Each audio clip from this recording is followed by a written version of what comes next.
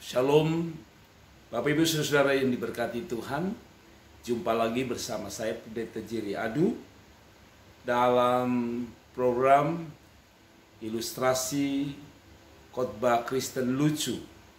Ilustrasi khotbah Kristen lucu dengan tema jangan sombong. Jangan sombong. Saudaraku, ayat firman Tuhan yang akan saya baca adalah Amsal pasal 16 ayat yang ke-18. Kecongkakan mendahului kehancuran dan tinggi hati mendahului kejatuhan. Amsal 16 ayat 18-19. Ayat 19 berkata, lebih baik merendahkan diri dengan orang yang rendah hati daripada membagi rampasan dengan orang sombong. Sekali lagi, Amsal 16 ayat 18 dan 19. Kecongkakan mendahului kehancuran dan tinggi hati mendahului kejatuhan.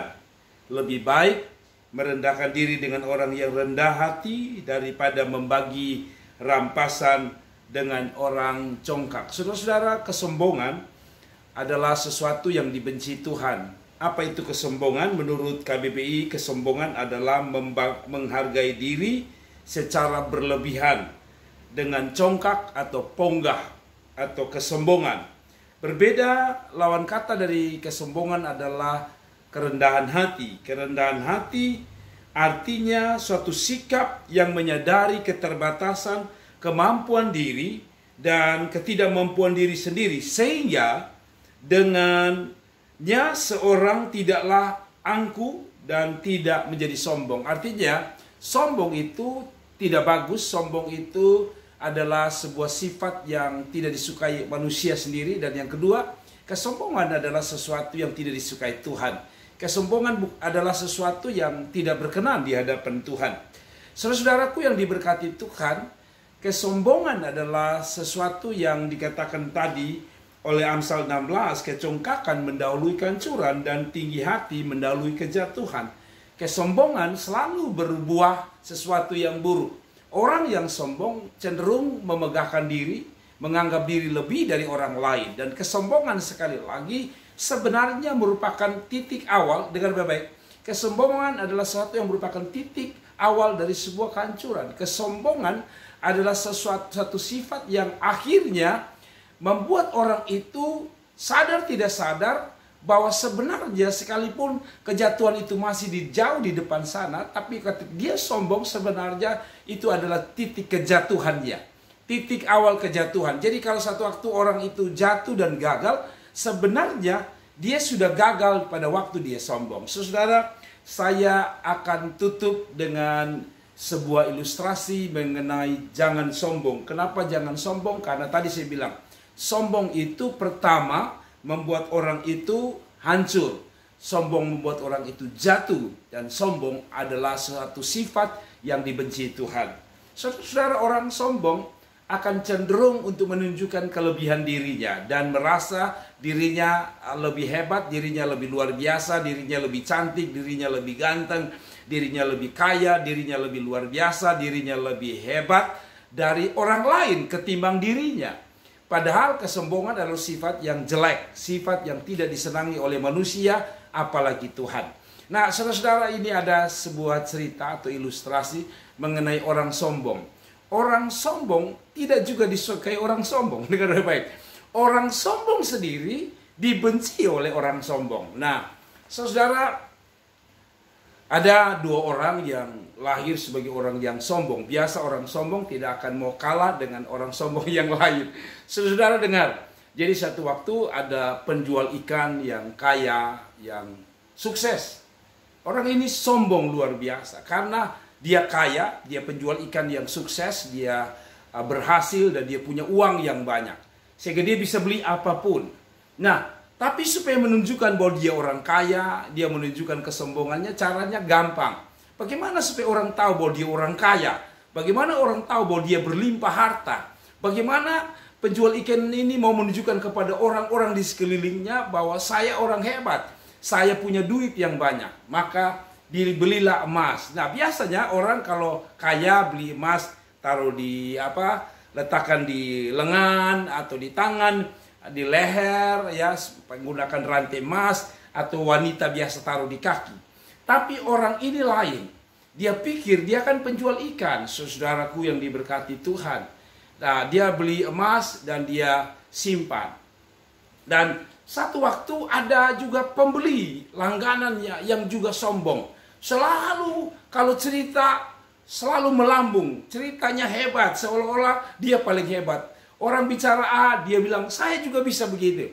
Nah, saudara, itulah ciri orang sombong. Nah, satu waktu ada penjual yang juga pembeli yang sombong, langganan dari orang yang jual ikan ini juga sombong, saudara. Dan orang yang pembeli ini adalah orang kaya juga, punya duit banyak, punya deposito, punya perusahaan yang luar biasa. Nah, satu waktu si penjual ini datang, dia juga mau menunjukkan kekayaannya kepada penjual ikan ini. Karena dia tahu penjual ikan ini sombongnya luar biasa. Akhirnya apa yang terjadi? Penjual atau pembeli ini datang dan dia beli cincin. Dan sudah tahu, tadi saya bilang cincin itu hanya banyak kali di leher, di tangan, di kaki. Tapi kali ini dia bikin sesuatu yang berbeda. Saudara-saudara, pembeli itu beli cincin dan dia letakkan semua di jarinya. Di 10 jarinya. Saudara-saudara, di 10 jari dia kasih cincin-cincin emas, saudaraku yang diberkati Tuhan.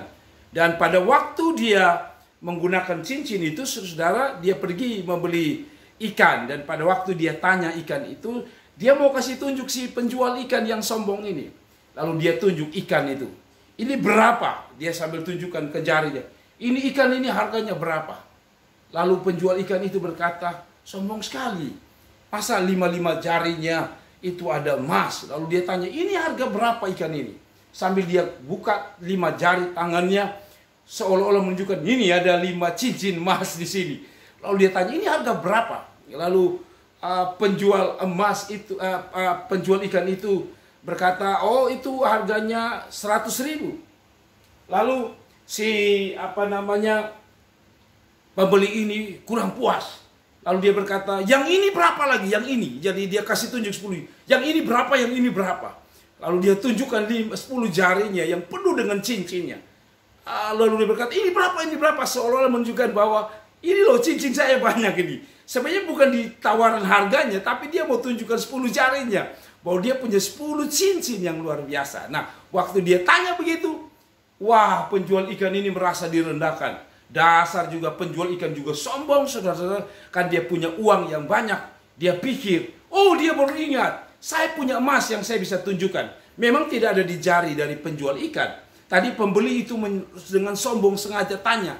Lalu akhirnya dia tanya lagi si pembeli ini, berapa harga semua ikan ini? Sambil dia goyang tangan seolah menunjukkan cincin-cincinnya. Lalu si penjual ini dengan sombong lalu berkata, itu 200.000. 200.000. 200.000. Dia kasih tunjuk giginya. Waktu dia omong 200.000 pertama, si pembeli masih menunjukkan berapa, ini berapa gitu.